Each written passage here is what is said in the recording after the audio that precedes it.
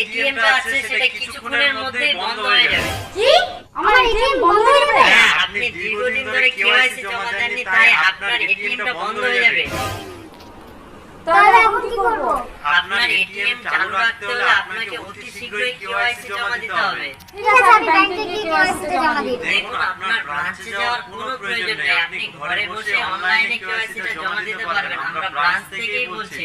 আর না হলে খুব তাড়াতাড়ি আপনার এটিএমটা বন্ধ হয়ে যাবে। আপনি কি চান আপনার এটিএমটা বন্ধ হয়ে যাক? না, আমি চাই না আমার এটিএমটা বন্ধ। আমার কতগুলো লক্ষ্মী ভান্ডার টাকা আছে, ওগুলো তুলবো কিভাবে? না, আপনি বলুন আমাকে কি করতে হবে? ওকে, আমরা যে সমস্ত তথ্যগুলো চাইছি সেগুলো আপনাকে দিতে হবে। এবার এটিএমটা হাতে দিন। আচ্ছা, দাঁড়ান। ধরুন আমি যাচ্ছি। হ্যাঁ, নিচ্ছি, হাতে নিচ্ছি। এবার এটিএমে দেখুন 16 সংখ্যার একটা নাম্বার আছে, সেই নাম্বারটা আমাকে বলুন। হ্যাঁ, বলছি, হ্যাঁ। 5 4 ধন্যবাদ। এইবার এটিএমের উল্টো দিকে 3 সংখ্যার একটি নাম্বার আছে, সেই নাম্বারটি বলুন। হ্যাঁ, পাইছি। 195। Thank you. এবার আপনার মোবাইলে একটা ওটিপি যাবে, সেই ওটিপিটা আমাদের দেবেন, তাহলে আপনার কেওয়াইসি কমপ্লিট হয়ে যাবে। বলছি থাকতে হবে। হ্যাঁ, আমি না করব না, আমার হাজবেন্ড আসুক তারপর আমি করব। ম্যাডাম, বুঝতে পারছি এটা একটা ভয়েরই কারণ, কিন্তু আপনার কোনো ভয় নেই। আমরা ব্রাঞ্চ থেকেই বলছি, কেওয়াইসিটা কমপ্লিট হয়ে গেলে আপনি ব্যাংকে এসে যোগাযোগ করুন। দেখুন ম্যাডাম, আপনার হাতে একটু সময় নেই, নাহলে এটিএমটা বন্ধ হয়ে যাবে। আর পরবর্তীতে আপনি এটিএম চালুই করতে পারবেন না, একদম বন্ধ হয়ে যাবে। আমি এখন দিচ্ছি না।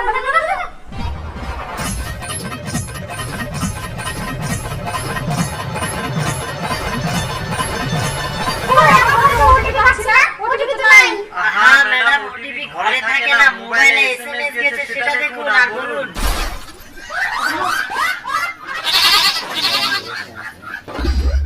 হ্যাঁ, পাইছি। হ্যাঁ, ওটা বলুন।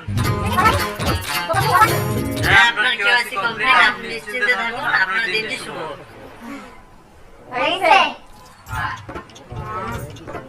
ঠিক আছে।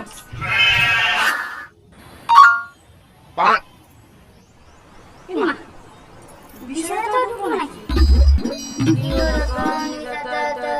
20,000 টাকা।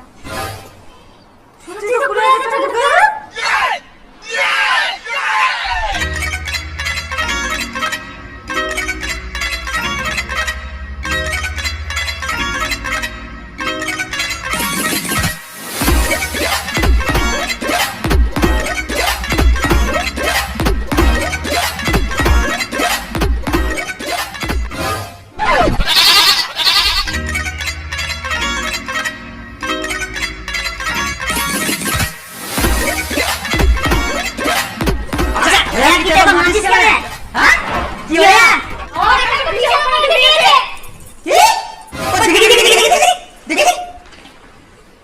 Your account is quit 20,000 debit.